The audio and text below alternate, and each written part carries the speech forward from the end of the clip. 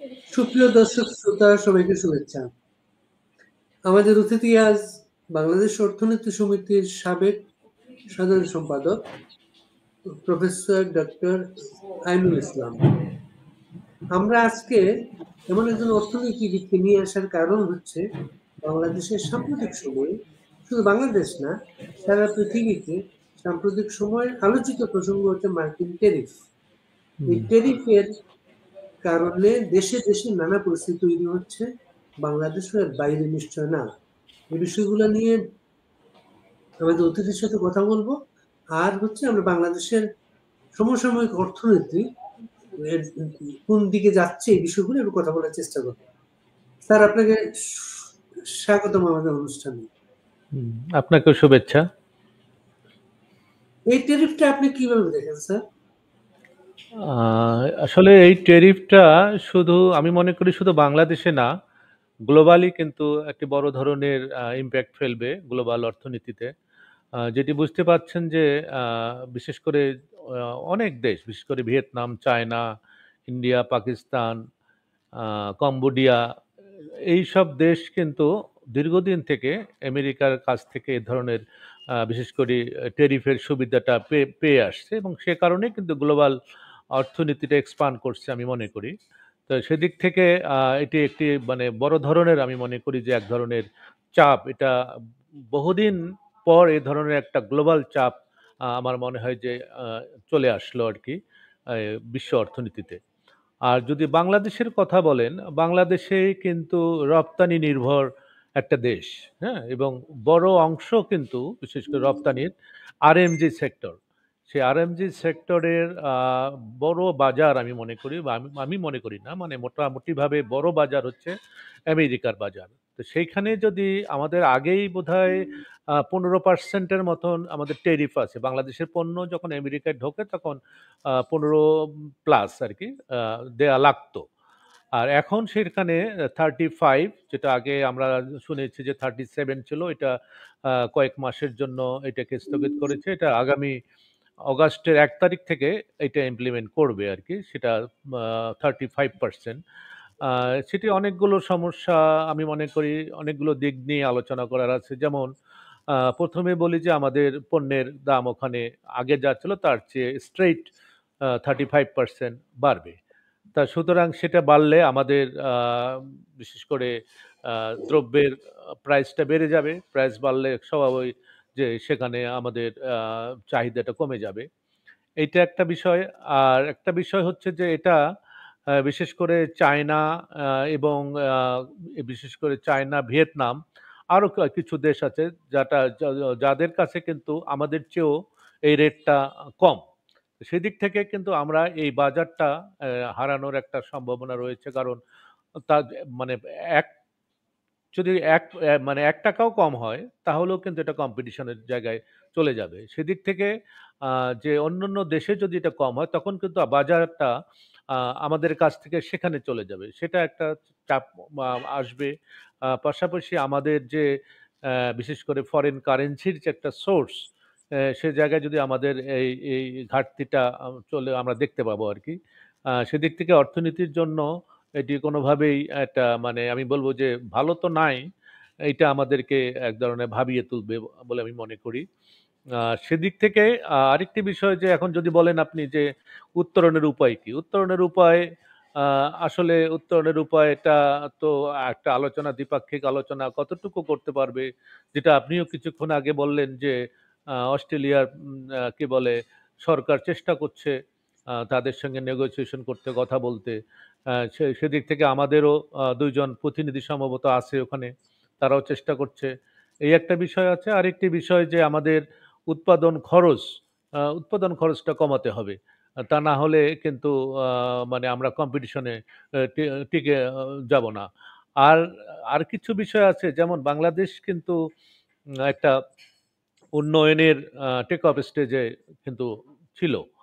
সেই দিক থেকে যদি এ ধরনের আমরা ধাক্কা, একটার পর একটা ধাক্কা আসে, তাহলে কিন্তু এই যে আমাদের কাঙ্ক্ষিত যে আমাদের এগিয়ে যাওয়া, সেখানে কিন্তু আমরা বড় ধরনের একটা মানে বাধাগ্রস্ত হব। কারণ আমাদের কিন্তু সবই প্রস্তুত, কারণ আমাদের অবকাঠামো থেকে শুরু করে সব ধরনের কিন্তু ইন্ডাস্ট্রিয়ালাইজেশনের কিন্তু একটা ক্ষেত্র তৈরি হয়েছে আমাদের দেশে। সেই জায়গায় কিন্তু একটা বড়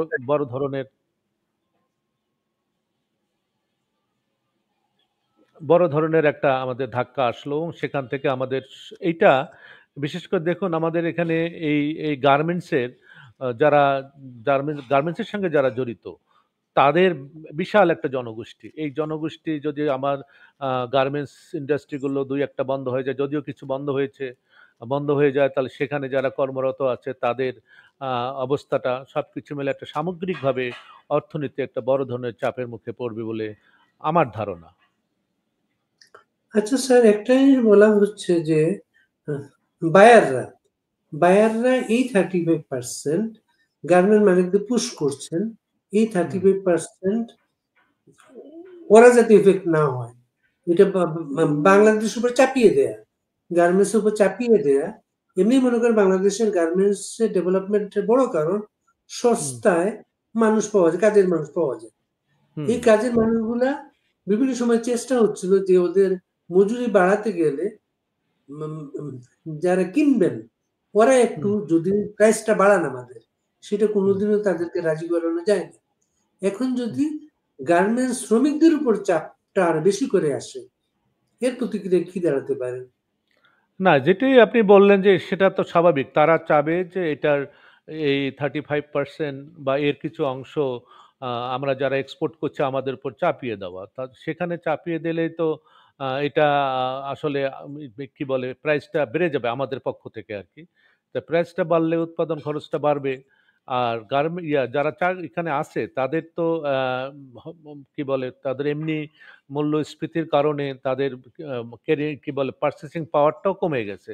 সেদিক থেকে তারাও কিন্তু আ বিশেষ করে যারা প্রোডিউসার আছে তারা কিন্তু কিছুটা প্রোডাকশন কমিয়ে দেবে বা তারাও খুব আ বিশেষ করে সস্তা যে শ্রম পাওয়া যেত সেই সস্তা শ্রমটা অব্যাহত রাখার চেষ্টা করবে। সেদিক থেকে আ গার্মেন্টস ইন্ডাস্ট্রিতে যারা চাকরি করে তাদের কিন্তু আ বিশেষ করে আর্নিংসটা একটু কমে যাবে এবং কমে গেলেই কিন্তু সমাজে নানান ধরনের আ আ মানে অসন্তোষের একটা সম্ভাবনা কিন্তু থেকেই যায়। এবং এই বৃহৎ জনগোষ্ঠী এরা যদি আ বেকার হয়ে যায় আস্তে, আস্তে তাহলে কিন্তু এই চাপটা সামাজিক চাপের দিকে চলে যাবে। আমার মনে হয় স্যার, যখন জিএসপি সুবিধা গার্মেন্টস জিএসপি সুবিধা নিয়ে সমস্যা দেখা দিল, তখন গার্মেন্টস মালিকরা প্রফেসর ইউনূসের সাথে তখনই দেখা করার চেষ্টা করেছিলেন। তারা মনে করতেন প্রফেসর ইউনূসের যে মার্কিন লবিতে একটা অবস্থান আছে, এটাকে হুম, দিয়ে উনি হয়তো তাদের হেল্প করতে পারতেন, এবং সম্ভবত তিনি সেই চেষ্টাটা তখন করেন নাই। এখন হুম। তিনি ক্ষমতায় আছেন, এখন কি তিনি কোনো ধরনের প্রভাব সৃষ্টির চেষ্টা করেছেন, বা তার পক্ষে সম্ভব এখন? না, এটা তো আমরা আসলে আ তার পক্ষে সম্ভব হবে কিনা যদি আমরা আ যদি মানে রেজাল্ট না দেখি আরকি, রেজাল্ট যদি না পাই। কিন্তু যেহেতু আমরা জেনেছি এবং আসলেই সত্য কথা যে তার সঙ্গে একটা ভালো সম্পর্ক আছে। সেই জায়গায় থেকে তার ভূমিকাটাও কিন্তু এটা এখানে আ মানে যোগ্য আরকি, উল্লেখ করার মতন। যে জেএসপি সুবিধা দীর্ঘদিন থেকে চেষ্টা করেছে এবং সেটি তো আমরা এখনো পাইনি জেএসপি সুবিধাটা। এবং এর পরবর্তীতে এখনকার যেটা আছে একটা একটা সংকটে কিন্তু আমরা ছিলামই। সুতরাং সেখান থেকে যদি আবার এই শুল্কের বিষয়টা আসে, সেখানে কতটুকু ভূমিকা রাখবে আমাদের যে আ বিশেষ করে দেশের যে প্রধান আছেন, প্রধান উপদেষ্টা, উনি এখন কতটুকু ভূমিকা রাখবে সেটা দেখার বিষয়। আরেকটা বিষয় স্যার, আমাদের রাজনৈতিক জীবনের পুরো বড় একটা কারণ হচ্ছে আমাদের মেন পাওয়ারটা চমৎকার। এরা যত কম কম মজুরি পাক, যত কিছু পাক, ওরা কিন্তু ওদের একনিষ্ঠ ভূমিকার কারণে এই শিল্পটা, হুম। এই পরিস্থিতি ওই শ্রমিকরা চ্যালেঞ্জ হিসেবে নিয়ে সামাল দিতে চাইবেন, এটা কি আপনি মনে করেন? সামাল দিতে চাইবে আ সেটা অবশ্য কারণ দেশকে তো ভালো যদি বাসে তারা এবং চ্যালেঞ্জ দেওয়ার চেষ্টা করবে। আমার মনে হয় যে পুরো অংশ না করলেও অনেকেই কিন্তু করার চেষ্টা করবেন। কিন্তু সেখানে তাদের যা প্রাপ্যটুকু সেখানে কিন্তু সেটাকে মানে কমিয়ে বা সেটার বাইরে সরিয়ে রেখে কিন্তু এটা করার সুযোগটা কম। কারণ তারা অলরেডি এইটাই তাদের একমাত্র সোর্স অফ ইনকাম এখন আরকি। যতক্ষণ পর্যন্ত অন্য কোনো কাজে তারা যুক্ত হয়নি। সেদিক থেকে যে তাদের কাছে চাপ আসবে এবং তারা কেউ চেষ্টাও করবে যে আমরা কোনোভাবেই হোক এই শিল্পটাকে আমরা বাঁচিয়ে রাখি। ডোনাল্ড ট্রাম্প সারা পৃথিবীতে, যেমন আমি অস্ট্রেলিয়াতে আছি, অস্ট্রেলিয়ার কথা আমি জানি। অস্ট্রেলিয়া গভর্নমেন্ট এখানে মার্কিন মাংস, অস্ট্রেলিয়া মাংস রপ্তানিকারক দেশ। তারপরও মার্কিন নানা মাংস আমদানির মাধ্যমে তাদের বাণিজ্য ঘাটতির একটা পূরণের চেষ্টা করছে। অস্ট্রেলিয়ার সাথে আমেরিকানদের একটা চুক্তি আছে, সাবমেরিন কেবল, সাবমেরিন কয়েকশো বিলিয়ন ডলারের চুক্তি সেটা। ট্রাম্প আসার আগে উনি এবার বলেছে এটা পুনর্মূল্যায়ন করবেন সেটা।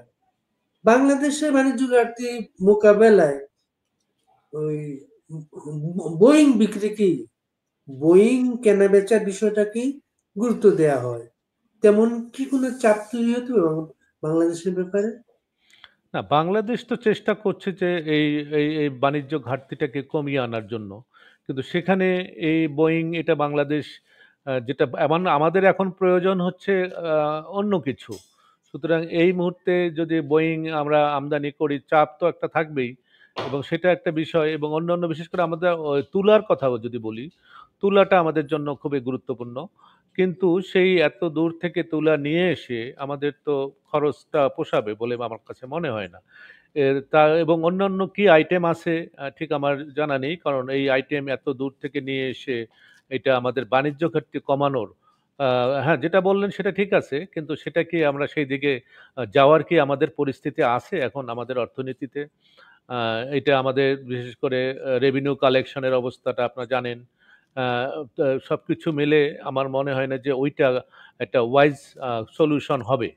আ আর আর আর যেটা বললেন যে অন্যান্য আইটেম মানে আইটেম যদি বাড়ানো যায় সেক্ষেত্রে বাণিজ্য ঘাটতি কিছুটা হলেও কমতে পারে। কিন্তু সেটার জন্য তো আলোচনার প্রয়োজন আছে। যদিও আলোচনার এখনো পর্যন্ত সুযোগ আছে।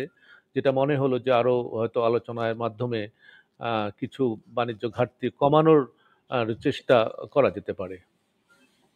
এটা প্রথমে 37% শোনা যাচ্ছিল, তারপর আমাদের এখান থেকে চিঠি গেল, হুম। চিঠির পরে 35%, 2% হেরফের এটা। আপনারা যারা অনুসরণ করেন অর্থনীতির সেক্টরে খোঁজখবর রাখেন, আমাদের এই বিষয়টা যে যারা কাজ করছেন তাদেরকে আপনারা কতটা কার্যকর হিসেবে দেখেছেন, বা তাদের কোনো ধরনের দুর্বলতা ছিল কিনা? না সেটা আমরা এগুলো তো এগুলো প্রকাশ হচ্ছে না। আমরা তো কিভাবে সেটা বুঝবো যে এটা কতটুকু? তবে এটা আসলে আমি মনে করি যে এটা শুধু বাংলাদেশকে সিঙ্গেল আউট করে তারা বোধহয় কাজ করছে না। তারা মানে ওভারঅল এই কাজগুলো করছে আরকি। সেখানে কিছু জিনিস আমাদের কাছে মনে হয় যে তারা হয়তোবা হোমওয়ার্ক করেছে, গ্রাউন্ড ওয়ার্ক করেছে। যেমন আমি চায়নার কথা বলি কিংবা ভিয়েতনাম, ইন্ডিয়া এবং অন্যান্য দেশগুলো। যেখানে অলরেডি কমিয়েছে এবং তাদের স্কোপটাও আছে যে তারা বাণিজ্য ঘাটতিটাও হয়তো কমাবে তারা। সেদিক থেকে আমাদের কতটুকু কাজ করছে আমরা ঠিক এই 2% তো এই কোনো কাজ করার কারণে হইছে বা চিঠি দেওয়ার কারণে হইছে, এটা আমি মনে করি না। কারণ তারা ওভারঅল কিন্তু কাজ করেছে এবং যেসব দেশ খুব ইনটেনসিভলি মানে নেগোশিয়েট করেছে, তাদের ক্ষেত্রে আমার মনে হয় যে কিছুটা হলেও তারা ফল পেয়েছে। ভিয়েতনাম এবং চায়না, চায়না এসব দেশের অনেক এই শিল্পের সাথে জড়িত লোকজন আমাদের হুম, ইপিজেডে এসেছেন, তারা এখানে হুম, তারা কারখানা স্থাপন করেছেন। তারা এখান থেকে আমাদের সস্তা শ্রমটা কাজে হুম। লাগিয়ে তাদের ব্যবসাকে এগিয়ে নিয়ে যাচ্ছেন।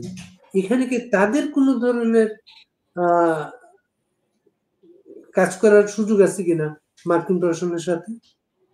না, মার্কিন প্রশাসনের সঙ্গে তারা করবে। কারণ তাদের অর্থনীতির স্বার্থে, তাদের দেশের স্বার্থে তারা তো তাদের ব্যবসা-বাণিজ্য তাদের মতন করে নিবে, তাদের দিকে নিবে, এটাই স্বাভাবিক। কিন্তু সেক্ষেত্রে তারা আমাদের, তারপরেও কিন্তু আমরা একটা একটা একটা একটা বেটার পজিশনে ছিলাম।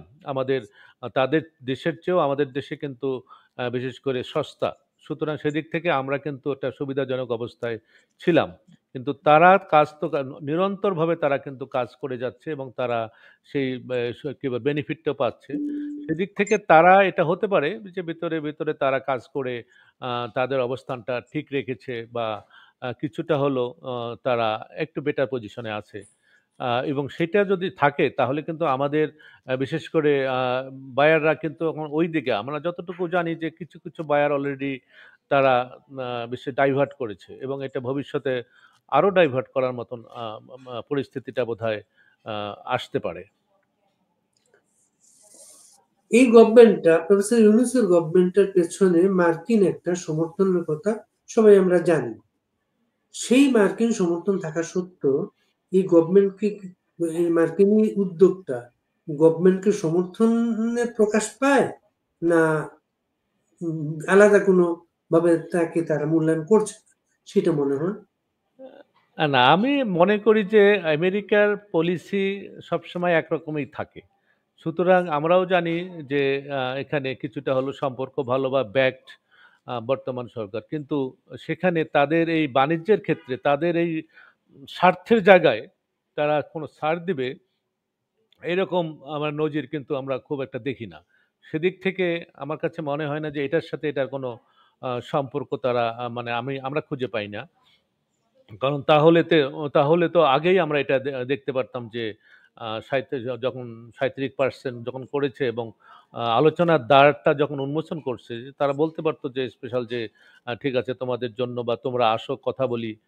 সেটা তো বলেনি। আমাদের আগ্রহ প্রকাশ করছে, আমরা কিন্তু নেগোসিয়েশনের চেষ্টা করছি, হয়তোবা ভিতরে ভিতরে এটার কিছুটা হলো আলাপ আলোচনা হয়েছে কিংবা হবে।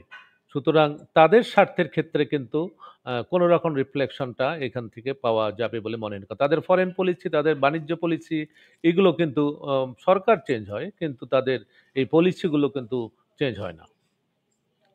আমরা যে তাদের সাথে নেগোসিয়েশন করতে পারি না, আমাদের দুর্বলতাদের আপনার চোখে পড়ে? না, দুর্বলতাটা চোখে পড়ে মানে এটা জানি না। কারণ এরা বিশেষ করে যে ২ জন আছে ওখানে, তাদের আগামীকাল হবে। কিন্তু অলরেডি কিন্তু তারা চিঠি দিয়ে দিয়েছে এবং অলরেডি ডিসক্লোজ করেছে, এবং সেটা সারা বিশ্ব কিন্তু যেটা জানে। কিন্তু এরপরে আলোচনা করে আমি দেখলাম যে অনেক দেশ কিন্তু এর মধ্যে আলোচনাটা সম্পন্ন করেছে। কিন্তু আমরা এখনো আলোচনা বসতে পারি নাই। আগামীকাল অলরেডি তারা কিন্তু চিঠি ইস্যু করেছে। সুতরাং এই চিঠি ইস্যু করার পরে আলোচনা কতটুকু ফলপ্রসূ হবে আমি ঠিক বলতে পারবো না এটা। কারণ ফলপ্রসূ হওয়ার সুযোগও আছে কিনা। যদিও বলছে যে বাণিজ্য ঘাটতির বিষয়টা, যে ওই জায়গাটাই কিন্তু এখন পর্যন্ত আলোচনা করবে, যে তোমরা কিভাবে বাণিজ্য ঘাটতি কমাবা, আমাদের উপর সেটা ছেড়ে দিয়েছে। সুতরাং সে জায়গা ছাড়া আর কোনো জায়গা আছে বলে আমার মনে হয় না। এমনি স্যার, অর্থনীতির যে গতি বাংলাদেশের এখন, বাংলাদেশ চমৎকার একটা পথে অগ্রসর হচ্ছিল। অনেক লিমিটেশন আমাদের, বাংলাদেশের সর্বশেষ স্থির অবস্থা অনেক কিছুকে প্রশ্নের মুখে ঠেলে দিয়েছে। মানুষের জীবনযাপনের ব্যয় বেড়েছে, মানুষের হতাশা বেড়েছে, কর্মসংস্থান সংকুচিত হয়েছে। আপনারা কি দেখেন সামনের দিনগুলা? না আসলে সামনের দিকে দেখার মাত্র যেটা বললেন সেগুলোই তো দেখছি আমরা, যে অনিশ্চয়তা এবং এবং এবং আমাদের বিশেষ করে যে আগামী দিনগুলোতে যে কথাগুলো বললেন, যে মূল্যস্ফীতিটা কিছুটা কমেছে গত মাসের থেকে, অল্প কিছু কমেছে। এছাড়া অন্যান্য যে বিষয়গুলো আছে, বিশেষ করে কর্মসংস্থানের বিষয়, বিনিয়োগের বিষয়টা আপনি দেখেন যে বিনিয়োগ হচ্ছেই না বলতে গেলে।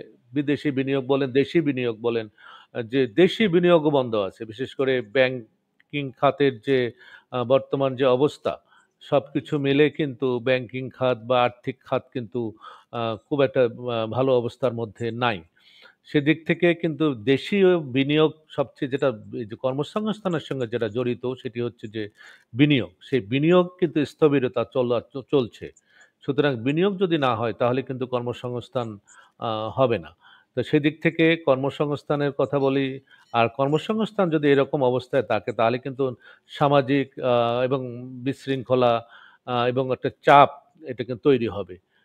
এবং পাশাপাশি মানুষের মধ্যে এক ধরনের অবিশ্বাস, কি বলে, অনিশ্চয়তা কাজ করছে। কিছুদিন আগে যে বিশেষ করে এই অনেক গার্মেন্টস ইন্ডাস্ট্রি, অনেক ইন্ডাস্ট্রি কিন্তু আহ, বন্ধ হয়ে গেছে, ছোটখাটো যেসব ইন্ডাস্ট্রি আছে। তা সেদিক থেকে কিন্তু আমরা ভালো দিকে যে যাচ্ছি সেরকম কোনো লক্ষণ কিন্তু দেখা যাচ্ছে না। সুতরাং আপনি যেটা বললেন যে হ্যাঁ, বিনিয়োগ বলি, আমাদের কর্মসংস্থান বলি, আমাদের মূল্যস্ফীতি বলি, সবকিছু মিলে কিন্তু হ্যাঁ, বা আমাদের রিজার্ভ বেড়েছে কিছুটা, এবং এক্সপোর্টও বাড়ছে, কিন্তু এইটা আগামী বছর এই কিছু কয়েক মাস পরে এটার ইম্প্যাক্ট কিন্তু দেখা যাবে।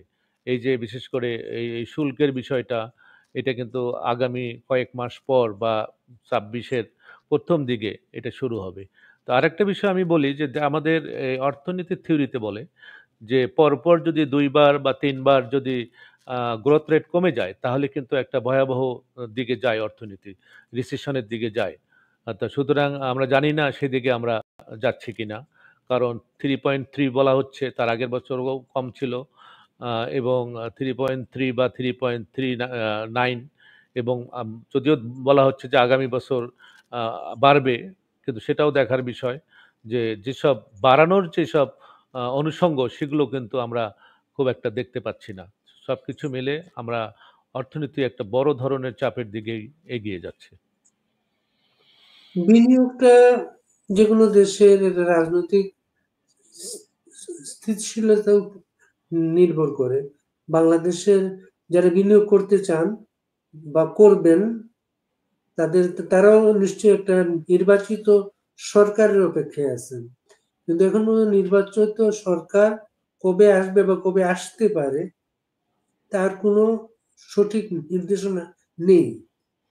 এটা অর্থনীতিকে কোন দিকে নিয়ে যাচ্ছে? না, কোন দিকের? খুব সরাসরি এটি হলো সরাসরি এটির উত্তর। কারণ হচ্ছে যে আমাদের বিনিয়োগের একটা মানে কি বলবো, ১ নাম্বার শর্ত হচ্ছে রাজনৈতিক স্থিতিশীলতা, এবং সেই জন্য দরকার একটি নির্বাচিত সরকার। তো সুতরাং সেখানে নির্বাচিত সরকার না আসা পর্যন্ত এটিকে আমরা যতই চেষ্টা করি না কেন, এই বিদেশি বিনিয়োগ, ইভেন দেশীয় বিনিয়োগও কিন্তু বাড়ার সম্ভাবনা কম। এটা কিন্তু জানি না, তাহলে অর্থনীতির তথ্যই ভুল হয়ে যাবে। কারণ যে এই রাজনৈতিক স্থিতিশীলতা না থেকে অর্থনীতিকে এগিয়ে গেছে এরকম নজির খুব কম আছে। সুতরাং সেদিক থেকে যে নির্বাচিত সরকারটা খুবই জরুরি। এবং আমি সেদিনও বলেছি যে আজকে ঘোষণা হোক যে আগামী এত তারিখে নির্বাচন, আপনি দেখবেন দেশের ভিতরে যে বিশেষ করে ক্যাপিটাল মার্কেট আছে, সেই ক্যাপিটাল মার্কেটটাও অবস্থা তো খারাপ, সেই ক্যাপিটাল মার্কেট কিন্তু চাঙ্গা হবে ওভারঅল। কিন্তু দেশের বিনিয়োগও বাড়ার একটা আহ, সম্ভাবনা থেকেই যাবে। ক্যাপিটাল মার্কেটটা যে কোনো দেশে অর্থনীতি কতটা স্বাস্থ্যবান তার উপর নির্ভর করে। আমাদের হুম। তো ওই জায়গাতেই সমস্যা। সেখানে আমরা ক্যাপিটাল মার্কেটে কিভাবে আশা করি ভালো একটা ক্যাপিটাল মার্কেট হবে? না, ক্যাপিটাল মার্কেট হবে ভালো। কেন, আমাদের মতন দেশগুলোর কি ক্যাপিটাল মার্কেট আমাদের চেয়ে বেশ ভালো? আমরা এই যে গত গত কয়েক মাসে, গত ১ বছরের মধ্যে আমরা আগে আগে আমরা ধরেছি যে আগে আমরা ধরে নেই যে আগে নানান ধরনের সমস্যার কারণে ক্যাপিটাল মার্কেট থেকে টাকা বাইরে চলে গেছে। কিন্তু তারপরেও আমরা দেখলাম যে ক্যাপিটাল মার্কেটটার স্বাস্থ্যটা আর ভালো হলো না, এবং এটা এখনো কিন্তু খোঁড়ায় খোঁড়ায় হাঁটছে বলতে গেলে। তা সুতরাং ক্যাপিটাল মার্কেট ভালো হওয়ার যে সব এটা বর্তমান সরকারই কিন্তু ৫টা কি ৬টা তারা কিন্তু আইডেন্টিফাই করেছে চ্যালেঞ্জ, এবং সেগুলো তারা চেষ্টা করছে। কিন্তু তারপরেও ক্যাপিটাল মার্কেটটা এটাও রাজনৈতিক অবস্থার সঙ্গে জড়িত, এবং এবং কিছুটা নীতির প্রয়োজন আছে। যেমন বড় বড় ইন্ডাস্ট্রি এবং সরকারি কিছু শিল্প, কি বলে, কর্পোরেশন যদি এটার সঙ্গে যুক্ত হয়, পাশাপাশি বিদেশি যদি ইনভেস্টর নিয়ে আসা যায়, তাহলে আমাদের ক্যাপিটাল মার্কেটটা স্বাস্থ্যটা ভালো হবে। আওয়ামী লীগ সরকারের আমলের অর্থনীতি নিয়ে যেসব অভিযোগগুলো বলা হচ্ছে প্রতিদিন বা এতদিন বলা হয়েছে, এগুলোকে আপনি একজন অর্থনীতিবিদ হিসেবে কিভাবে দেখেন আপনি? না, কিছু তো ছিলই না। আমি বলব যে কিছু যেমন অর্থ পাচার, তারপরে কালো টাকা, বৈষম্য, এই বিষয়গুলো তো ছিলই এবং সেগুলো তো আমরা এই যে আমাদের এই অর্থনীতি সমিতি থেকেও এগুলো আমরা বারবার কিন্তু জাতির সামনে তুলে ধরেছি। সুতরাং সেটি ছিলই। কিন্তু সেটির আমরা মানে প্রত্যাশা করেছি যে এটা থেকে আমরা বেরিয়ে আসতে পারবো। কিন্তু এই যে বৈষম্যর কথা বলি, বৈষম্য তো এখন কোন জায়গায় বৈষম্যটা দূর হইছে ঠিক আমার আমার নজরে পড়েনি। পাশাপাশি এই মানি লন্ডারিংটা আ এখন কোনো হিসাব আমরা আসলে করি নাই বা আমরা দেখতেও পাচ্ছি না যে মানি লন্ডারিংটা হচ্ছে কিনা। আর কালো টাকা তো আছেই। আ এবং সেদিক থেকে ছিল কিছুটা সমস্যা ছিল যে আগের যে রেজিমে।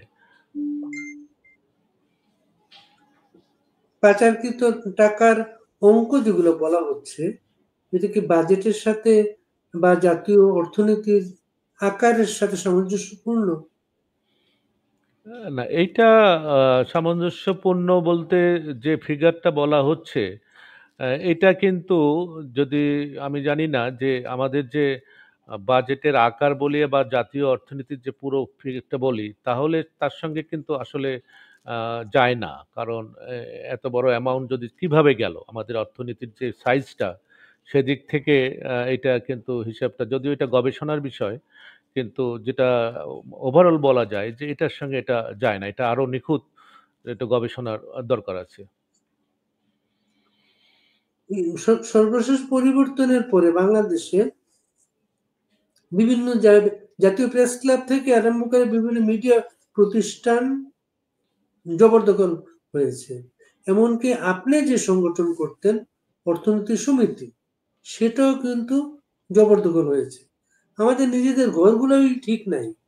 তা আমরা জাতিকে কি আশা দেখাতে পারি সেটা? না আসলে সেটা তো আপনারা দেখতেই পাচ্ছেন।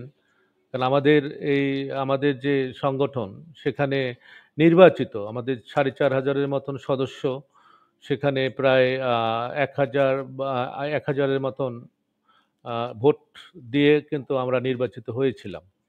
সেখানে আ নানান ধরনের ট্যাগ দিয়ে আমাদেরকে আমরা শুধু ইচ্ছাকৃত আমরাই শেষ পর্যন্ত পরিস্থিতির শিকার হয়ে আমরাই আ এই দায়িত্বটা তাদেরকে দিয়েছি। তারা একটা নির্বাচন দিবে সামনে। সেই নির্বাচন দিয়ে তারপরে নতুন কমিটির কাছে তারা দায়িত্ব হস্তান্তর করবে।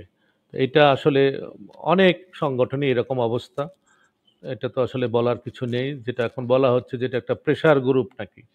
সুতরাং এই প্রেশার গ্রুপেই এইসব কিছু করেছে আরকি।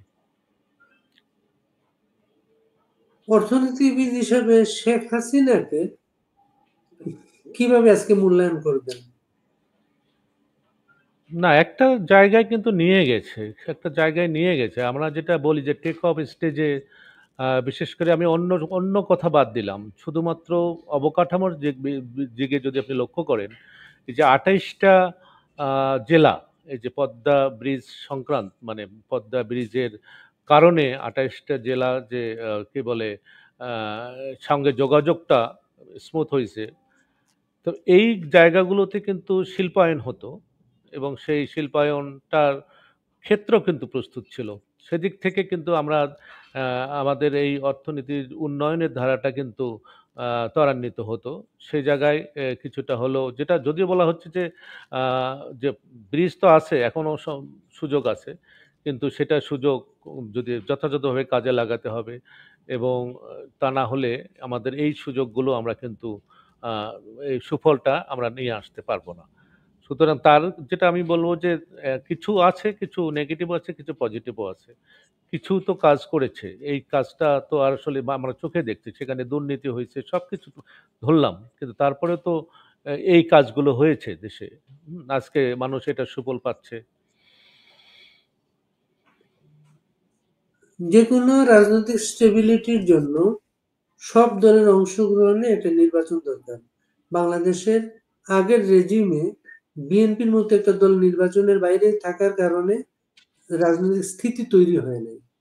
এখন যারা ক্ষমতায় আছেন তারা মাইনাস আওয়ামী লীগ নির্বাচনের যে চেষ্টা করছেন, কোনো স্থিতি তো যদি না আসে, বিনিয়োগ কিভাবে আসবে সেই দেশে? না সেটি তো আমরা আমরা শুধু না, সারা বিশ্ব কিন্তু সেটাই বলছে। যারা বিনিয়োগ করবে তাদেরও কিন্তু এ ধরনের একটা দাবি আছে কিন্তু। হুম?